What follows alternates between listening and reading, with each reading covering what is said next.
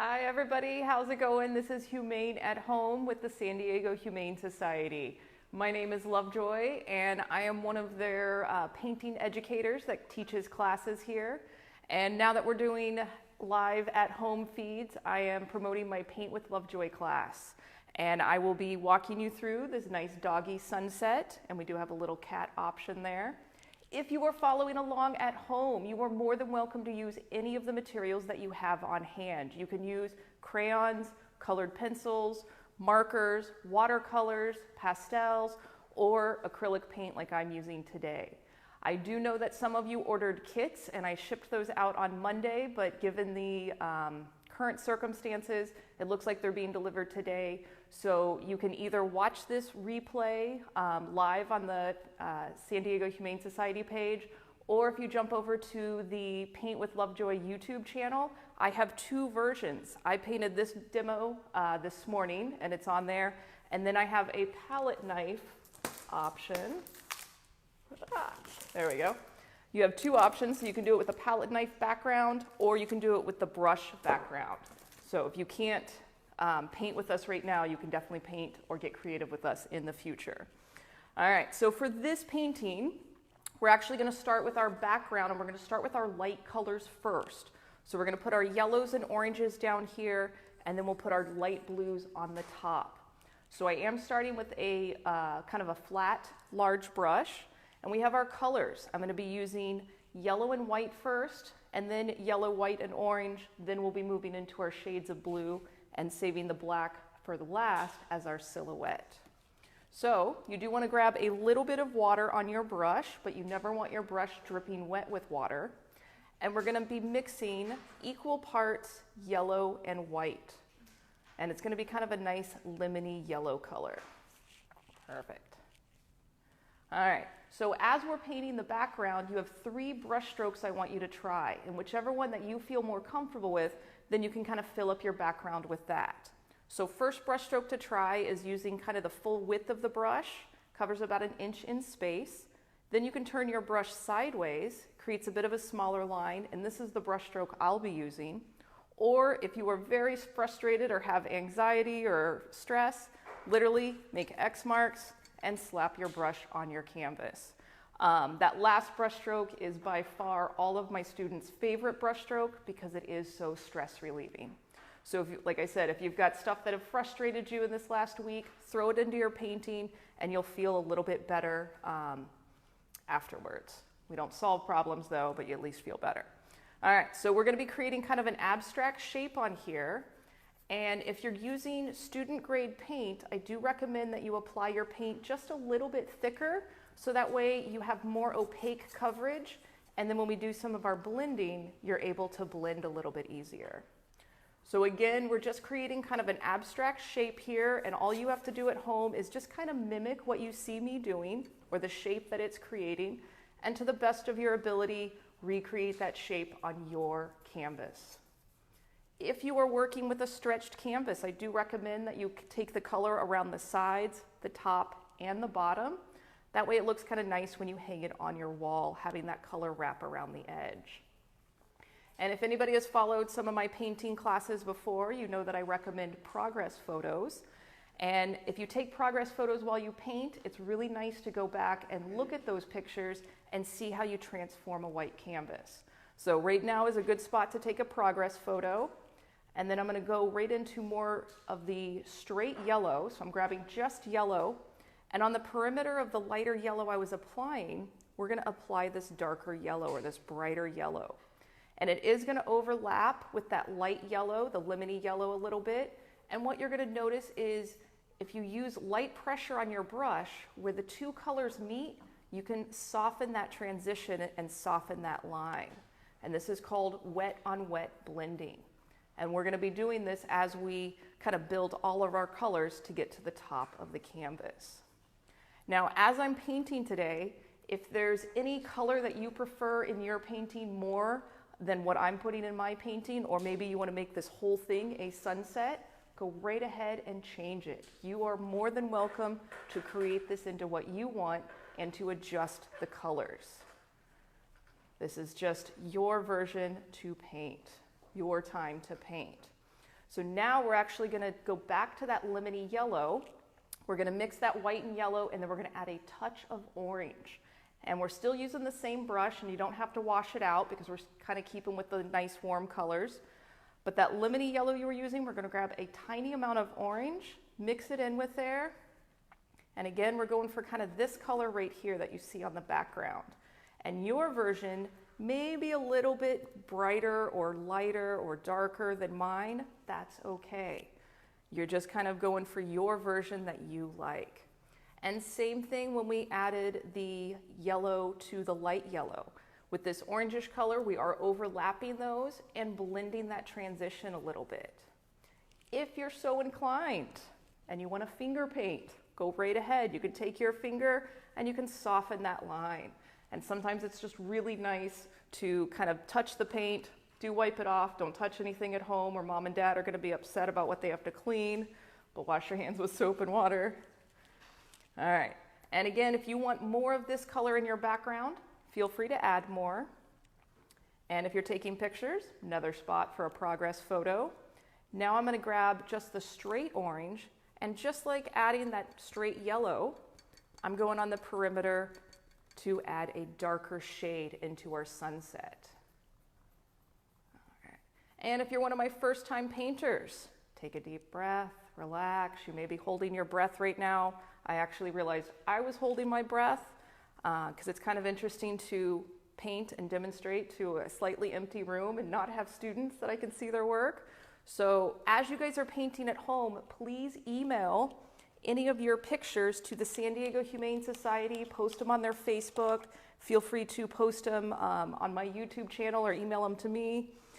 It's really, really nice to kind of see what you guys create at home.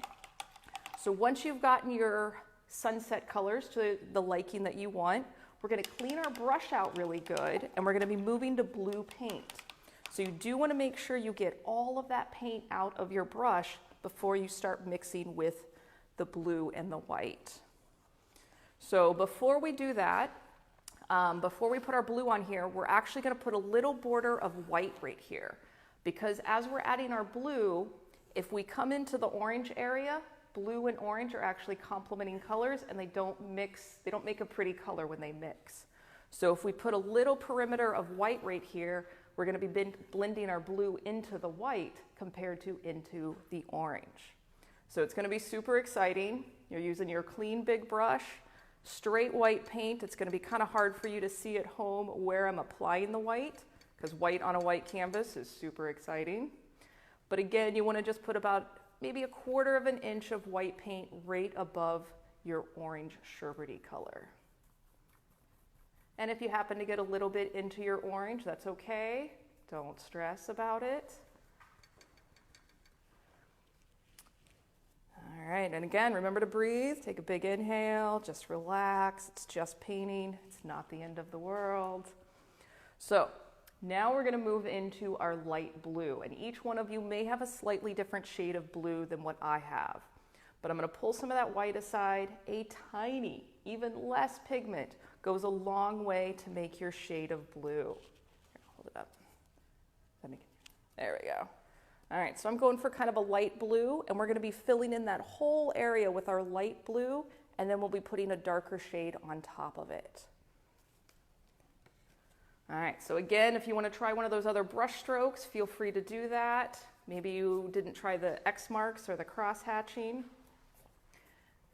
And again, we're going to fill in that whole space.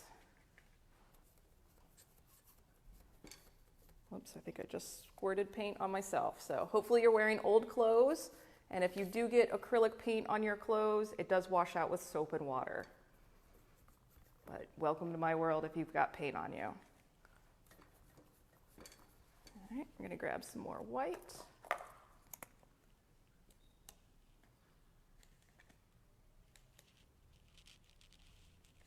There we go.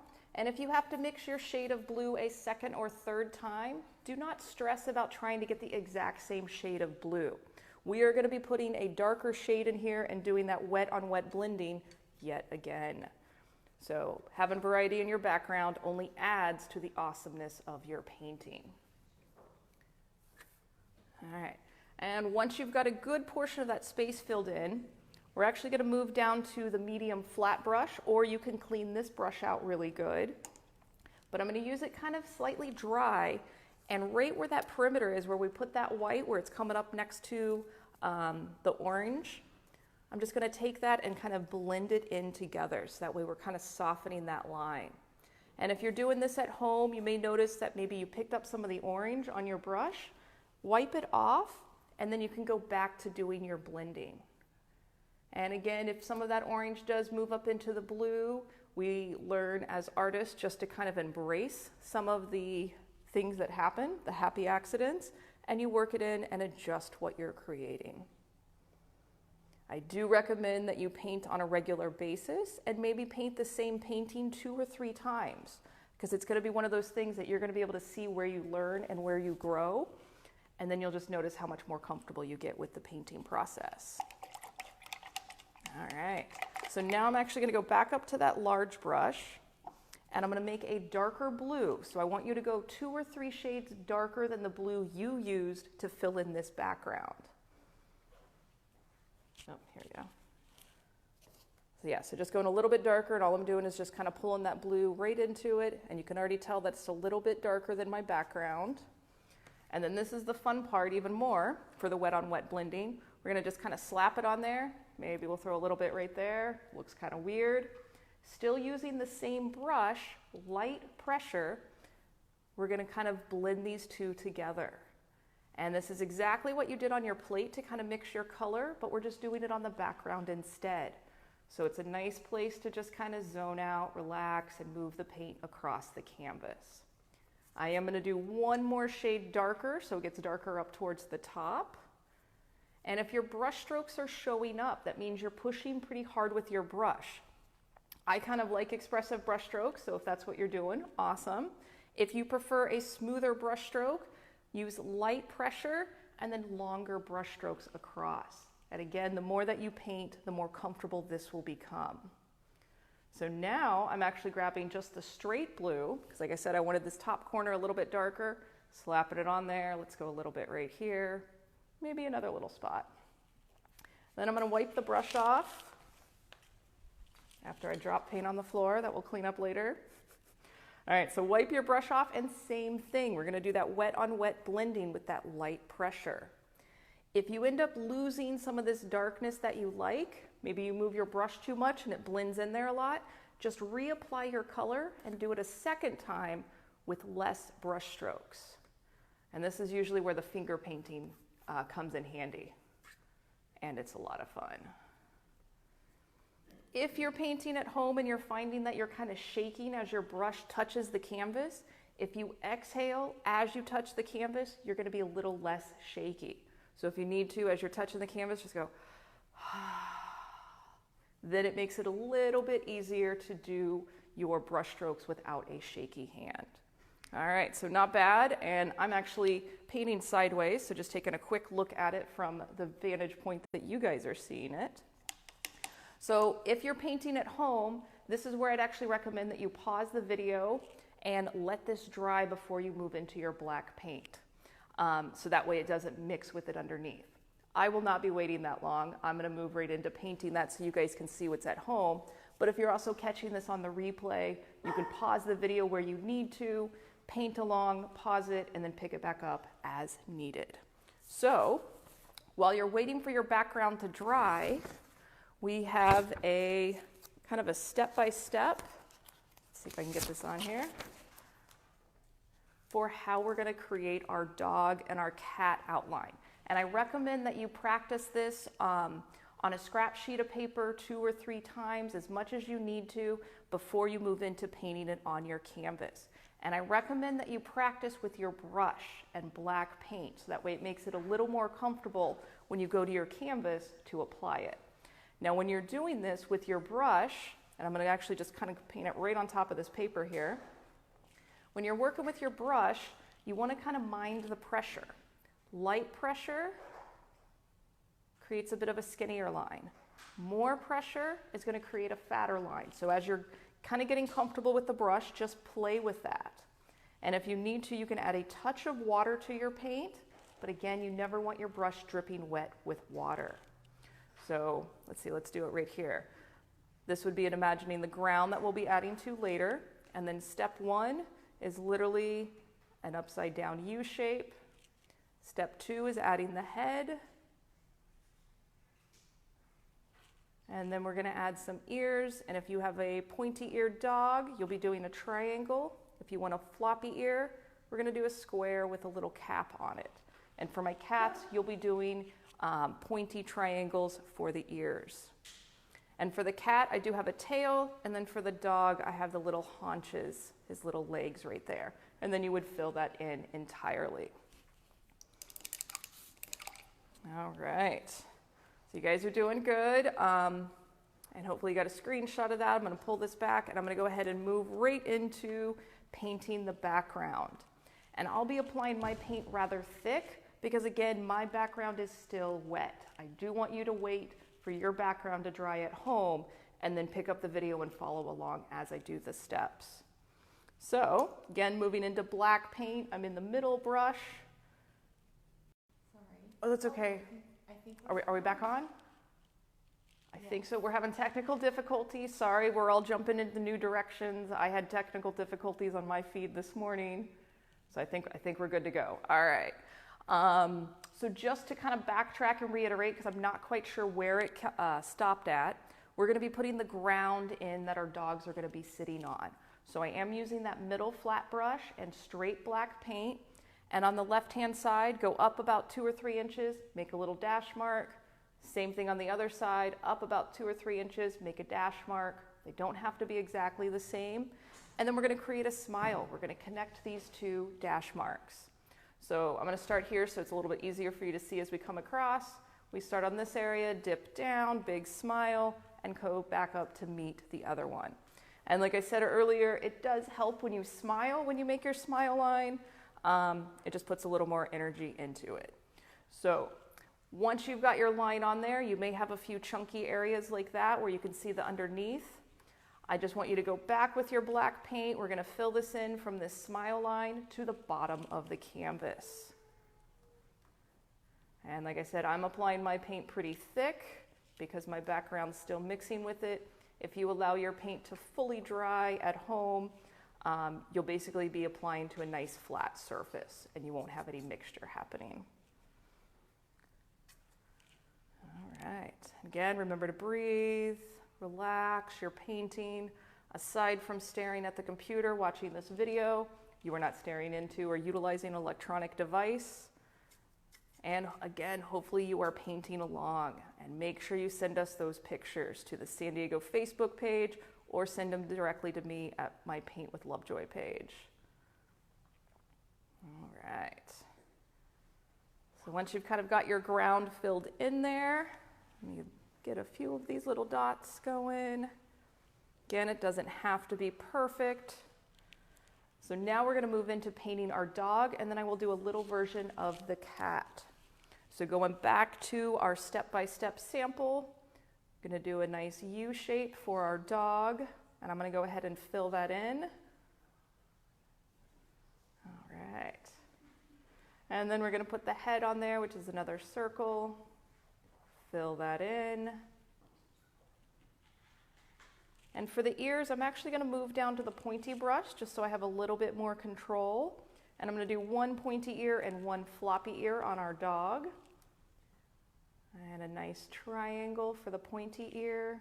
And then for the floppy ear, we're going to do a square and then kind of like a hat, give it a little bit of a bill and then fill that in. All right. Then we have those little haunches that our dog is sitting on, which is just smaller little U shapes in the corner. Filling those in. And we'll repeat the same thing for the cat, but we'll make a few changes. We're going to give the cat a tail, and we're going to make it a lot smaller than the dog. And I'm going to keep with this small pointy brush, just because it makes it a little bit easier. And as you use the small pointy brush, if you notice that maybe I'm holding my pinky at the bottom of my easel, I'm using that as my pivot point to steady. So if you want, you can do that same thing, kind of place your finger on a dry spot and then use that as your pivot point or rest your forearm against the table. Whoops, or you get a spot on there like that. So we're gonna make sure grass goes on top of that area. All right, and again, like I said, Bob Ross calls those happy accidents. We're just gonna work it into the design. So we're gonna give it a little head for our tiny little cat here and fill it in. And pointy ears, 2 little triangles for our cat, and then we're gonna give him a nice little tail. All right, so looking good. Hopefully you guys are feeling pretty good about this. All right, so I am actually gonna go back to that small pointy brush. We have our grass in here. And what I'm gonna do is I'm gonna hold the brush sideways. I'm gonna wipe off some so you can see. So I'm gonna hold the brush sideways and we're gonna be making these vertical strokes.